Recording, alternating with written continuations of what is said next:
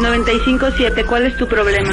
¿Tienes una emergencia? Aquí podemos resolverla, y lo mejor que será de manera anónima. Márcanos, cambiaremos tu nombre para proteger tu identidad. En este momento quedan disponibles nuestras líneas. Directa a cabina, 432-7001 y WhatsApp 614-367-0183. Comunícate y recibe ayuda sin costo. Esto es Terapia de Urgencia 95.7 con el Dr. Sergio García. Un servicio gratuito de romance para ti. Bienvenidos a nuestro consultorio.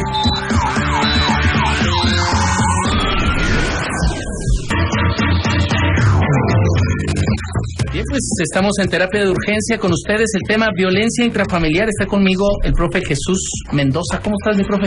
Muy bien, muy buenas tardes. Oye, gracias por estar conmigo. Es un programa de lujo porque Jesús es especialista en estos temas de violencia. Toda su vida con el trabajo social, toda su vida apoyando a las familias en cuanto a los problemas, el análisis de las situaciones, el tema de la sociología. Jesús, ¿qué les está pasando ahora a la sociedad en el tema de la violencia? ¿Los hombres somos más violentos o menos violentos? En el sentido categórico, así, yo creo que el varón es más violento. Ajá. El varón es y ha sido más violento. Eso no descarta que la mujer también ejerce su grado de violencia, también lo vemos en la crianza de los hijos, por ejemplo. Sí.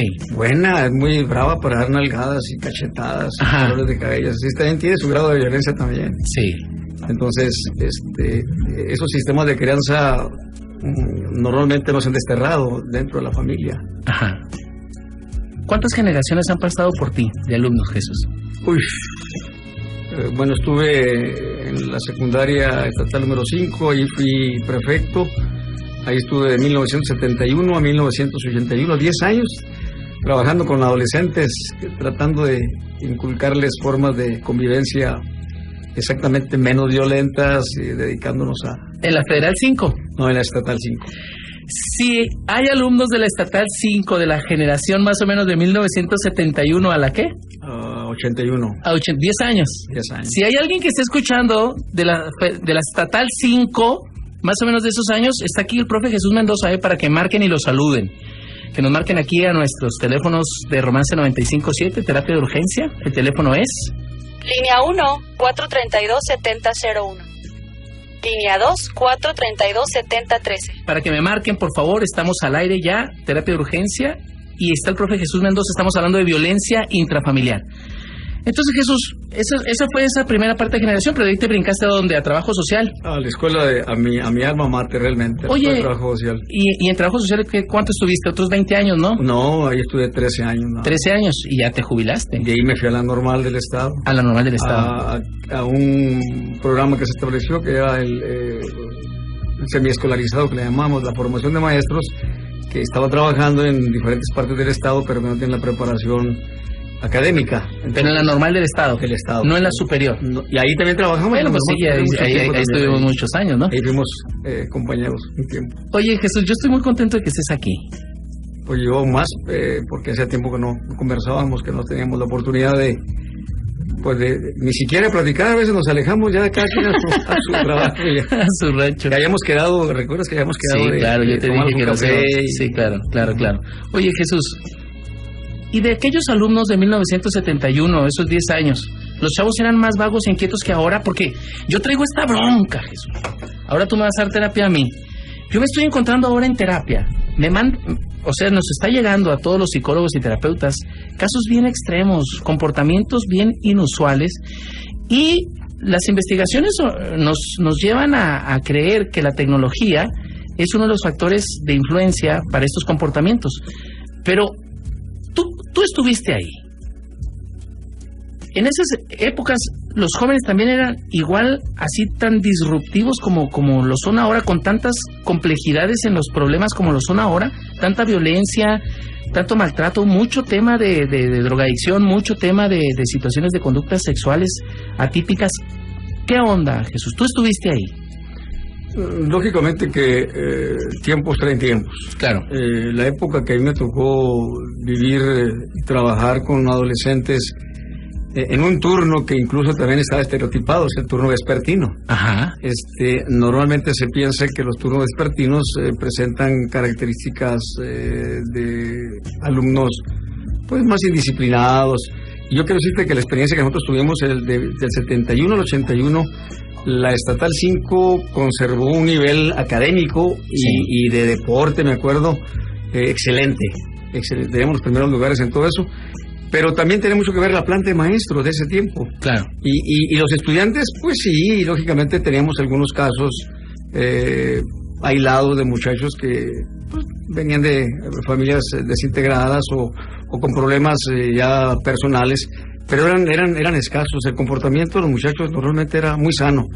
Era muy sano. Es como el que hoy tenemos en las escuelas rurales, allá en Buenaventura. Miras qué bonitos son los muchachos. Una cosa similar, porque en aquel tiempo, acuérdate que llegábamos yo incluso llegaba en bicicleta a mi trabajo. Ajá. El carro lo tuve mucho tiempo después, casi cuando entré a trabajo social. Es decir, la convivencia entre maestros y alumnos era muy sana, no presentaban casos así críticos de alumnos con problemas de conducta grave, ¿no? Más bien eran problemas académicos, ¿no? De reprobación por alguna materia, sobre todo las más complicaditas, matemáticas, física. Pero de ahí fuera, el comportamiento de ellos fue un comportamiento, vamos a llamarle, normal. Un comportamiento sano, muy sano. No recuerdo yo así problemas graves de esa naturaleza. Oye, Jesús, entonces, la violencia que hoy estamos viviendo, o sea, violencia en todas sus dimensiones y en todas sus letras, y aterrizada ya en el seno intrafamiliar, es decir, la violencia que ejerce el papá, la violencia que ejerce la mamá, la violencia que ejercen incluso los jóvenes contra ellos mismos, contra sus hermanos, o que ejercen contra su mamá, o que ejercen contra su papá. ¿A qué le atribuimos? Bueno, en principio yo diría que la familia nuestra, la familia mexicana, salvo excepciones y muy raras, la familia mexicana sigue siendo una familia autoritaria. Sí, claro. Autocrática. ¿Pero es más patriarcal que matriarcal o qué ves? Normalmente, bueno, la figura del padre ahorita se está dibujando. Ya no es la clásica. Los padres ya no mandan tanto. Ya no es el padre, vamos a hablar del padre varón. Sí. Porque ahora hablamos de padres y madres. Sí. Esa figura se está deteriorando de alguna manera, la figura del padre. Ajá. Pero no considero yo que sea un factor eminentemente intrafamiliar, sino es un factor también sociológico. Ajá. Es un factor de la sociedad que estamos viviendo actualmente. Sí. Es decir, cuando el padre impone criterios familiares, es el que decide a quién le van a comprar los tenis, es el que decide a quién le toca ahora darle para que se vaya de vacaciones. Es decir, la democracia no existe en la familia. Y si existiera, a lo mejor tendríamos algunos problemas, porque como no tenemos una experiencia simbólica de democracia auténtica, claro, entonces no, y en ninguna parte es la utopía. Entonces, pero sí debería haber ciertos elementos de democracia. Oye, y eso nos ayuda mucho también a comprender el por qué a veces alguien se rebela dentro de la familia cuando no le toca, por ejemplo, que no hay justicia, equidad, por ejemplo, que no hay igualdad. Pues lógicamente el muchacho se rebela. A ver, pero ahí te va. Y escúchenme todos, porque esto es bien importante, fíjate. Un papá y una mamá, pues te lo digo de un caso que tengo. Un papá y una mamá tienen un hijo de 11, un hijo de 7 y un niño de 5. Y el domingo, el papá saca 60 pesos para dar domingo. Y le da 20 pesos al chiquito, 20 pesos al del medio y 20 pesos al más grande. Entonces, alguien se queja de ahí y dice que no es justo. Entonces, a ver, éntrale, yo ahorita te voy a decir cuál es la relación terapéutica que yo les propuse y que ellos han estado adoptando en virtud de la justicia. Y escuchen bien todos, qué es lo que hacemos nosotros en relación a este tema de la equidad y de la igualdad, porque son dos conceptos distintos. Claro. A ver. En ese sentido yo creo que el padre hace y cree lo justo. Exacto. Él dice, yo tengo 60 pesos, tengo 3 hijos, les tocan 20 pesos cada quien. Pero uno tiene 11, otro tiene 9 y otro tiene 5. Claro, que aquí la circunstancia sería que el que tiene mayor edad tiene otros intereses. Sí. Entonces, a uno lo puedes conformar con 2, 3 detallitos y al otro ya no le interesa eso. Entonces, claro. Y aún el más pequeño, en comparación con el más grande, él también se siente que no le corresponde esa cantidad. A lo mejor él quisiera más. Pero la cosa es esta. que entonces el concepto de democracia no se puede utilizar tan clara y tan efectivamente, porque al democratizar, por ejemplo, estos procesos, estaríamos hablando de que todos estarían entrando en que eso es justo. En la discusión de decir por qué sí, por qué no. Exacto, pero ahí te va. ¿Por qué él y por qué no? Pero ahí te va. Entonces, a mayor edad, mayor responsabilidad. También. Entonces el de 11 sí puede regar las plantas y recoger la basura y sí puede tender las camas, pero el de 5 no. Aquí el problema, aquí vamos a entrar a un tema muy interesante que tradicionalmente se han manejado como los roles familiares. Sí. Ajá. Pero los roles tradicionales, otra vez, en la familia, vamos a llamarle tradicional, todavía mucho de la nuestra. El varón no puede entrar a la cocina, ni a lavar trastes, ni a barrer, ni a trapear, ni a hacer comida. Yo te lo digo por experiencia propia. Porque ¿Tu mamá no te dejaba? No, deja tú. Mi mamá, yo fui un protegido toda la vida, independientemente de su chifle. Pero yo como padre, por ejemplo, me tocó el hijo menor, estaba chiquillo. Me acuerdo que un día entró a la cocina y empezó a lavar los trastes. Jonathan. Sí, y me acuerdo que mi suegro... en la formación todavía muy machista y patriarcal, no lo dejes, se va a volver joto.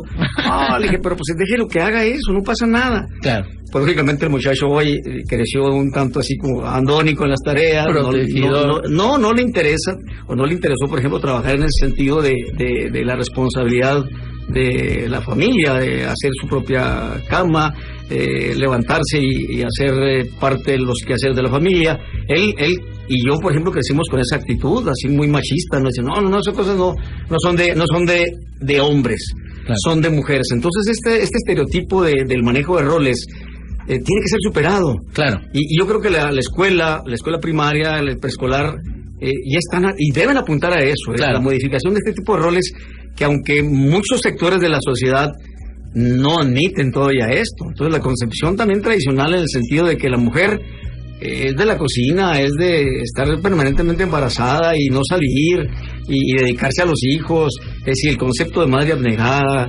entregada, y el padre pues tiene las otras atribuciones. Claro. Entonces estos roles deben ir cambiando, y en la medida en que la misma familia vaya asumiendo, hablamos de democracia, y esa es parte de la democracia, es decir, no nada más tú puedes, la mujer nada más puede lavar los trastes, no, también el varón. Claro.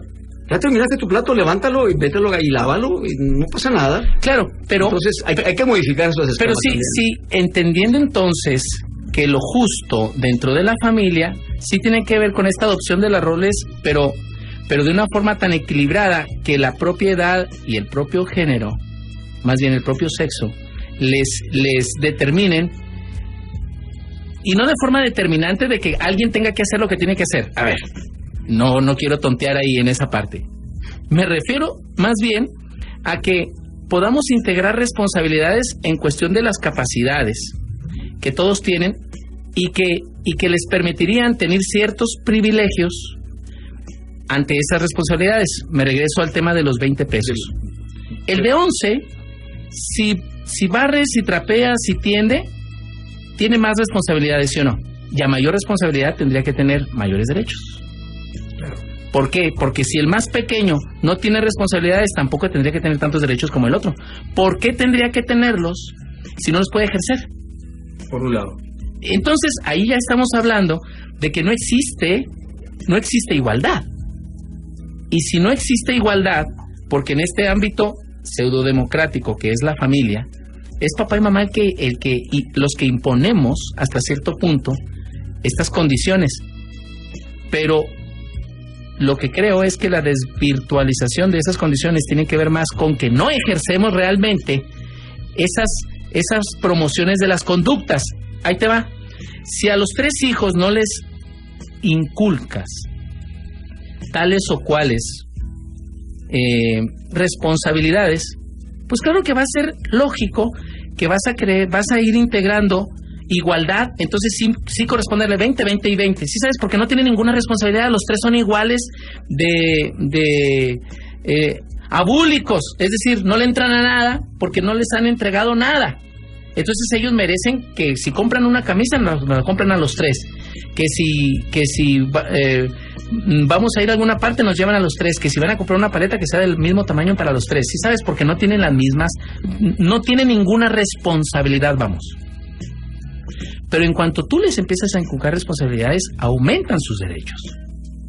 Y al aumentar los derechos por edad o por lo que tú quieras, entonces, por supuesto que merecen más. Y es ahí donde entran las equidades. Es decir, si yo hago más, ¿por qué me das más?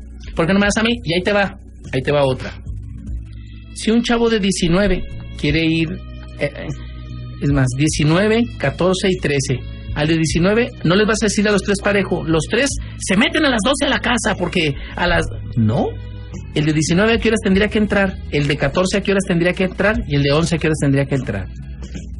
Aquí tendríamos que ver algo así como decir, bueno, a cada quien le corresponde el reparto de la riqueza familiar o lo que quede de esa parte de la riqueza que se va a distribuir en los hijos según sus necesidades o según su responsabilidad. Su responsabilidad. Entonces, a partir de ahí... ¿Quién lo merece más? Pero principalmente también de necesidades y responsabilidades. Es decir, hablando de muchachos de preparatoria, de secundaria, preparatoria y universidad, que los tenemos en las familias, pues lógicamente la universidad requiere más aportes, porque tiene más otros intereses, tiene que el de la secundaria, por ejemplo. Secundaria. Entonces, sería en función, yo pienso en función de responsabilidades y necesidades. ¿Sí? El reparto más o menos equitativo de la riqueza que les correspondería a los hijos en el reparto de eso. Y regresándonos al rollo de la violencia, porque ya nos fuimos allá regresando al tema de la violencia. Pero entonces es estas formas pseudodemocráticas también las que van orillando a los chicos a estar, por ejemplo, no sé, entrándole a otro tipo de conductas que los alejan del amor en la familia, o a los mismos padres que se maltratan entre ellos y que la propia necesidad económica los convierte en personas más violentas. Yo creo que el factor, otra vez, volvemos a la idea de que el padre es el proveedor, el padre es el que tiene la responsabilidad ingente y sobre él recae todo el enorme peso de contribuir a la familia en todos los sentidos. Entonces, a partir de ahí, yo creo que también el varón pues se siente presionado, se siente ofuscado porque la exigencia que los mismos miembros de la familia le piden no puede satisfacerlos. Con lo que gana un obrero, y estoy hablando del término obrero, es de otro tipo, más bien el jornalero. Sí. El jornalero no tiene la capacidad para poder solventar las necesidades de una familia tipo, vamos. Claro. No puede. No, de 700 pesos a la semana, 600. Entonces, eso genera, lógicamente, un estado de inconformidad, un estado de angustia, de incertidumbre, y lógicamente que tiene que verse reflejado en las conductas que ejercen los padres hacia los hijos y de los hijos hacia los padres. Lógicamente que habríamos de ver de los diferentes sectores de la sociedad y cómo reaccionan frente a ese tipo de necesidades y su insatisfacción. Claro. No reacciona igual, perdón, de un sector de clase social proletaria a uno de que tiene ya una clase media, no van a reaccionar igual. Uh-huh. Incluso hasta las mismas actividades que desarrolla cada quien están en función de esa dinámica familiar. Y esto, lógicamente, por un lado, porque si dijéramos que son los medios los que generan este tipo de violencia, en la clase social proletaria no existen los medios como para decir que tienen imágenes de Estados Unidos o de otros lados, pues ni siquiera acceden a la televisión. Sí acceden a ciertos niveles de televisión, que es también violenta. Claro. El que no tiene acceso a los canales de paga o los servicios de paga, pues lógicamente tiene que ver lo que le ofrece la televisión abierta. Y los programas de televisión abierta, salvo el Canal 11, estamos hablando de aquí en México, ciertos programas, los demás son pues una verdadera masacre de contenidos que los muchachos lo asimilan y lógicamente que los tienen que reproducir. Las luchas, que es mucho de lo que viene en la televisión abierta, y ahora más en la otra televisión también, entonces son formas de andarse golpeando, andarse aventando, y lógicamente ahí sí hay una reproducción de las imágenes que ven y las ponen en práctica. Claro. Entonces yo siento que los medios sí contribuyen a generar violencia, sí contribuyen, de alguna manera sí contribuyen. Y fíjate, los datos alarmantes de los 70s, por ejemplo, a la fecha, estamos hablando de 4 décadas. O sea, 70s, 80s, 90s y de los 2000s para acá, se ha aumentado la violencia aproximadamente hasta en un 63%, Jesús. Es decir, las violencias estas, las violencias sistémicas, la violencia de los muchachos contra los muchachos, todo esto que le llamamos bullying, todo lo que le llamamos moving en lo laboral, la violencia del hombre hacia la mujer, la violencia de la mujer hacia el hombre, la violencia esta ejercida concretamente en contra de las mujeres, la desaparición de mujeres, es decir, antes a lo mejor no se daban tanto cuenta porque no había tantos medios de comunicación que los externaran, pero realmente los niveles que se están manejando ahora son inauditos. ¿Y a dónde vamos a ir a parar? Esa es la pregunta, ¿no? Incluso este fenómeno nuevo este nuevo fenómeno que tiene que está presentándose, que le llaman el síndrome del emperador. Sí. Del hijo que golpea a la mamá, al papá. Es una situación que, bueno, se ha dado por conductas irregulares, vamos a llamarle así, conductas de un muchacho que está psicológicamente hablando trastornado y lógicamente que a la mamá, al papá, pero de estudiantes, por ejemplo, con formación académica de secundaria, que son los niveles donde se da primaria, secundaria, se está presentando este problema. Es más, desde chiquito los niños empiezan con ese tipo de conductas agresivas, a darle cachetadas a la mamá, y bueno, las mamás los permiten. Y sobre todo en la idea de no llevarle la idea de decir, no tiene por qué pegar, no pegue, no pegue.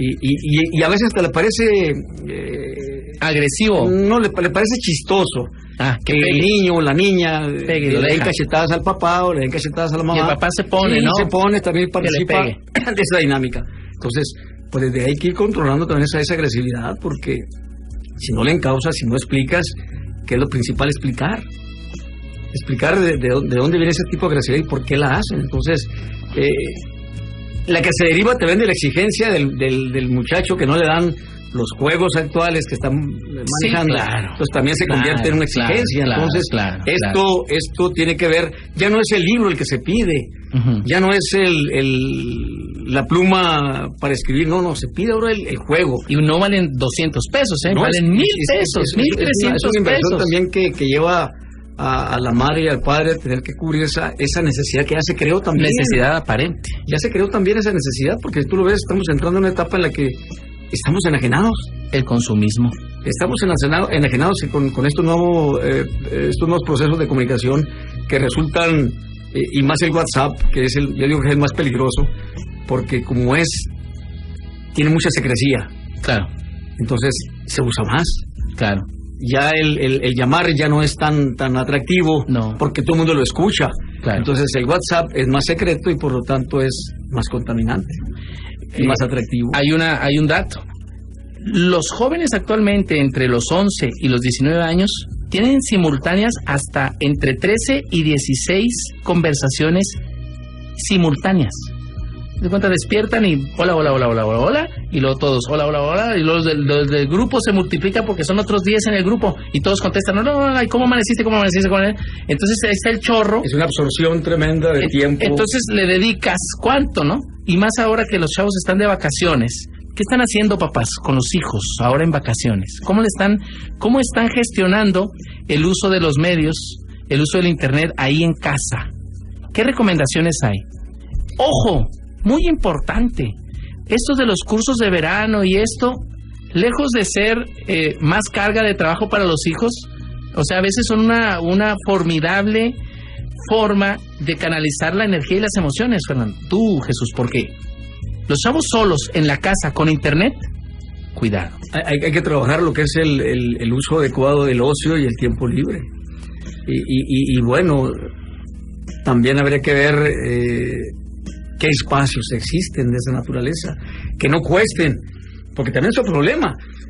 Muchos de los cursos cuestan y el papá no va a meter a 1, 2, 3 a una veraneada de 1,500 cada uno. O sea, aquí entra el aspecto importante de lo que es el Estado, vamos a llamarle así en lo general. Lo que el Estado provoca también. Los gobiernos a través de federal, estatal, municipal.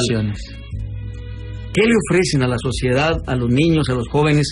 ¿Qué espacios, qué tiempos, qué actividades como responsabilidad de los gobiernos? Claro. Porque aquí nos estamos sustrayendo nada más a los que pueden pagar un curso de verano. ¿Y los que no? ¿Y los que no? ¿A dónde van? ¿Qué hacen? ¿Están todos los niños toda la tarde? ¿Quién los invita a participar en actividades del Estado, me refiero del gobierno federal, estatal, municipal. ¿Dónde están esos espacios? Sí. ¿Quién ofrece ese tipo de actividades? Imagínate los niños. O sea, ¿cuántos niños de cuántas colonias que no pueden acceder a todo este tipo de cosas se quedan solos? O vagar en la colonia.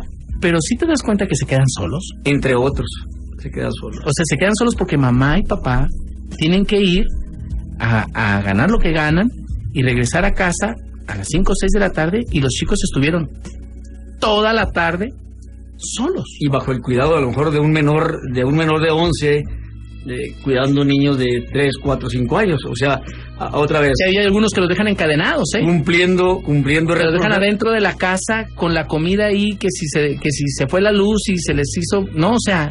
Pero también aquí quiero hablar, qué bueno que tocas ese tema. La madre que hace ese tipo de actividades, de ponerle una cadena a alguien, dejarlo encerrado mientras se hace a trabajar, porque luego algunas hacen ese tipo de actividades, les ponen cadenas, pero para irse a bailar. Claro. Que también tienen su derecho a eso. Pero entonces, ¿por qué, en el caso del trabajo, por qué criticar a la mujer que hace ese tipo de actividades cuando no puede acceder a espacios donde dejar a sus hijos? Claro. Entonces, ¿por qué criminalizarla? ¿Por qué inmediatamente irnos sobre ella para decirle que es irresponsable, que es una mala madre, que por qué lo deja encerrados? ¿Por qué? Pues porque no hay espacios tampoco. Se habla de las casas de cuidado diario, sí, pero también no todas las mujeres tienen acceso para pagar eso. Por lo que poquito que ganan, o lo dedican a eso, o lo dedican a la casa.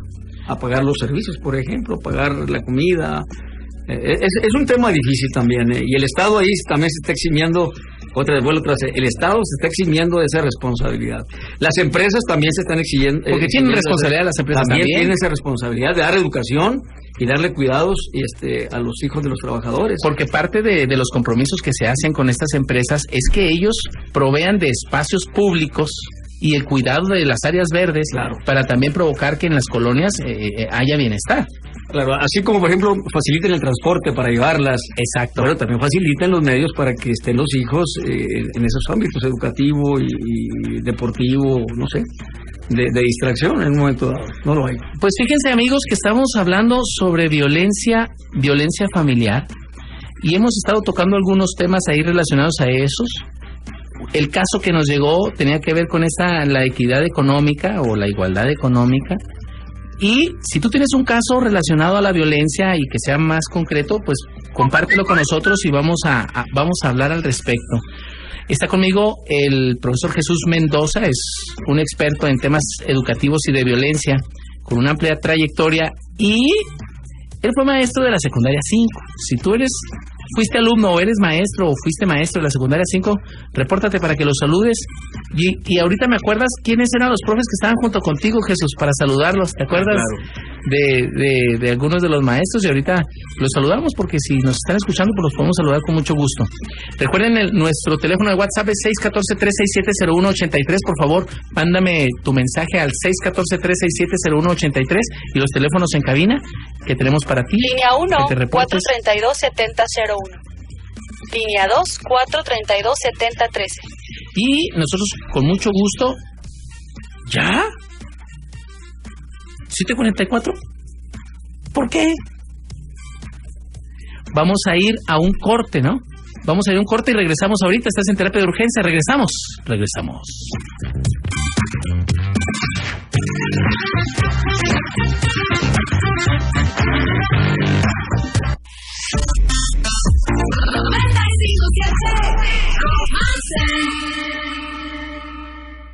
Me llamo Javier Heredia Magaña. Ahorita con esta ampliación va a ser un futuro muy bueno, Colima va a ir hacia arriba va a ir, y esperemos que sigamos con estas obras, los felicito. Como Javier, muchos colimenses se benefician con la ampliación y modernización de 7 caminos que comunican al noroeste y suroeste del estado. Así se agiliza el tránsito por los municipios de Armería, Minatitlán y Tecomán. Lo bueno cuenta, y cuenta mucho. Consulta más información en www.gov.mx/SCT. SCT, Gobierno de la República. En Romary Cars te consentimos al contratar limusinas para 15 o más personas por 5 horas. Obtén un descuento especial Nunca antes visto. Romary Cars baja sus precios. Llama ya. Es promoción limitada. Aplica restricciones. Teléfono 233-2908. Búscanos en Facebook. Teléfono 233-2908. Romary Cars y DJ. Ven a disfrutar de unas merecidas vacaciones de verano en Coral Island Hotel Mazatlán. Contamos con habitaciones estándar, junior suites y suites con jacuzzi, internet inalámbrico, alberca, gimnasio, salones para eventos y restaurant bar, ubicado en una zona privilegiada sobre el malecón de Mazatlán, para disfrutar las mejores puestas de sol en Coral Island Hotel Mazatlán. Haz tu reservación con tiempo al 01800-831-9595. Antes, cruzar el occidente del país era costoso y tardado. Ahora, con la ampliación y modernización de la carretera federal México 200, tramo Felicianos y Guatanejo, se reducen los tiempos de recorrido y los costos de operación del transporte, impulsando la economía y el turismo del suroeste. Habla el comerciante Miguel García. Este tipo de obra los beneficia porque mejora nuestras ventas. Lo bueno cuenta y cuenta mucho. Consulta www.gov.mx/ST. SCT, Gobierno de la República. En la red. 95.7 A toda hora. Muy bien, estamos de regreso en Terapia de Urgencia con su amigo, el doctor Sergio García. Está conmigo mi amigazo Jesús Mendoza, el doctor de muchos años ya, un tipo que sabe lo que habla porque ha pasado por todos los niveles educativos, ha dirigido, ha gestionado, ha estado dentro de las problemáticas y me están llegando un montón de WhatsApps y unas cartas, nada más que las cartas que me mandan, traten de ir al grano porque algunas de las cartas que me llegaron están muy largas y no las puedo leer completas. Voy a tratar de ir resumiendo. Recuerden que me pueden mandar sus cartas a terapiadeurgencia@gmail y en la medida de lo posible las voy contestando, porque no crean, como son muchas, no puedo contestarlas todas luego. García, tenemos un WhatsApp urgente. Dice, no hombre doctor, se va a tener que extender 2 horas, porque sus temas siempre están muy interesantes. Muchas gracias. Estamos hablando de violencia intrafamiliar. Cualquier tipo de violencia la estamos tratando de tocar ahora. Mira, te voy a narrar rápido, Jesús.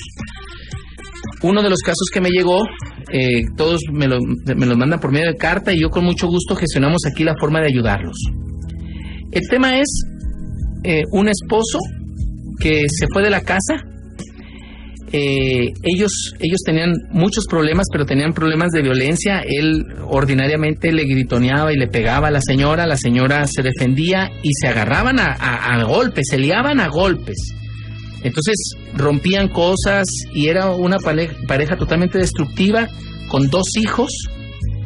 Ella lo corre de la casa y interviene ya la ley, le hace un depósito de persona, lo sustraen del domicilio, le saca todas sus cosas, se las manda allá con su mamá y él le jura y le promete que nunca le va a dar el divorcio, ¿sí? Y tampoco le está dando pensión alimenticia, es decir, por la sustracción, él le dice que si ella se queda con la casa, él ya no le va a dar nada de manutención y que tampoco le va a dar el divorcio. Ella se quedó pendiente de sacar las visas de los niños, él no le quiere dar la firma para las visas. O sea, traen una broncota porque ellos no pudieron redimir esas diferencias. ¿Qué opinas del caso, Jesús? Bueno, aquí estamos ante una situación lógicamente sí extrema de violencia. Claro. Yo no necesitaría más elementos, pero por lo que ves mutua. Sin embargo, sí, mutua en cuanto a que se daban con todo y se contestaban la agresión. No fue simplemente pasiva, simplemente respondió a las agresiones. Pero al final de todo esto, la ruptura del matrimonio conlleva un problema de entre ellos, para empezar. Claro. Pero en donde repercute más es en los hijos. Sí. Aquí la negativa del padre a no dar la pensión alimenticia, independientemente de la circunstancia que hayan obrado entre la esposa y él, los hijos no tienen la culpa. No se justifica. No, lógicamente que... Por más cachetadas que se hayan dado. Claro, es una cosa injustificable y tampoco un tanto no aceptable el que se llegue a los golpes, que se llegue a los insultos que incluso se llegue a intentos de homicidio, que es lo más grave. Claro. Amenazas de muerte, mutilaciones, es decir, todo esto se da. Pero principalmente existen organizaciones que atienden estos problemas. Ahora hay muchos recursos donde las mujeres pueden asistir a ayuda. Incluso el albergue que es totalmente... que las resguardan ante una amenaza inminente. Por un principio básico, la mujer, si se siente agredida, tiene que acudir a los centros. Ahora existen centros de justicia para las mujeres. Claro. Existen, por ejemplo, los centros de los derechos de las mujeres que están por la calle Juárez y Pacheco. Ojo a todas las mujeres que están viviendo violencia. El Centro de Justicia para las Mujeres. ¿En dónde está? En la calle 51 y Rosales. Si estás viviendo violencia, no lo dudes y ve, pero ya. Entonces, ahí se le asesora, ahí se le atiende en cuanto a las versiones que ella da de cómo se siente en merced de la violencia. Se le asesora, se le ayuda.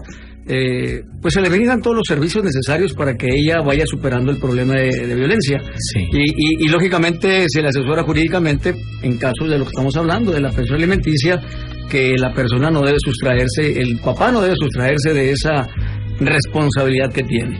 Claro. Independientemente, insisto, de lo que haya obrado en la pareja. Sí. Y por lo demás, los derechos de los niños deben estar protegidos sobre que ahora es un tema muy interesante. Es el principio. El derecho de los niños y el acceso a la justicia. Claro. Ahora se habla para los niños en cuanto a sus resguardos de su seguridad, alimentación, vivienda, es por encima de cualquier otro. El interés superior. El interés superior del niño. Menor. Entonces, estos detalles tienen que irse visibilizando en la sociedad. Claro. Las agresiones que sufren las mujeres permanentemente deben ser denunciadas. Y fíjate que la alienación parental está entrando también ya como parte de síntomas de violencia, porque el hecho de hacer que el niño vaya integrando unas ideas en relación al papá que no son reales, en muchos de los casos sí, ¿no? Pero si son ficticias, la alienación parental también tiene que ver ya con violencia. También es una forma. Y entonces estamos atentando contra el derecho superior del menor. Claro. Y aquí hay algo que quiero también expresar. Cuando la pareja llega a límites así ya prácticamente insalvables de relación. Sí. Y sobre todo cuando hay la separación física, claro, el abandono del papá o de la mamá, porque también ocurre que la mamá se va. Claro. No le deben hablar mal a los hijos de uno y otro. Porque el tema es distinto, ¿no? Y no deben decir, tu papá fue esto, es esto, no. Que la pareja fue un negocio. Los hijos son otras y los padres son otro negocio. Y esto normalmente es lo que se hace. Sí, la mamá se agarran a hijazos. Pone el mal al papá, y el papá pone el mal a la mamá. Total que esto se convierte en una dinámica también que genera más violencia, obviamente. Genera odio, genera animadversión de los hijos a los padres. Sí, y contamina. Y esta contaminación, créanme, va pasando el tiempo y los hijos no la perdonan. No la perdonan porque no se les olvida. Fíjate, uno de los casos que me mandaron en carta, me narran que los hijos al final del día, ¿no? Pasados 20 años de nula relación con el padre, se encuentran con el papá y el papá les platica la versión real de los hechos. Les comparte unas cartas que él redactó cuando le negaron la posibilidad de ver a sus hijos. Los hijos se mueren así emocionalmente y se entregan a recuperar el tiempo perdido con el papá. ¿Y quién crees que está sufriendo hoy? La mamá.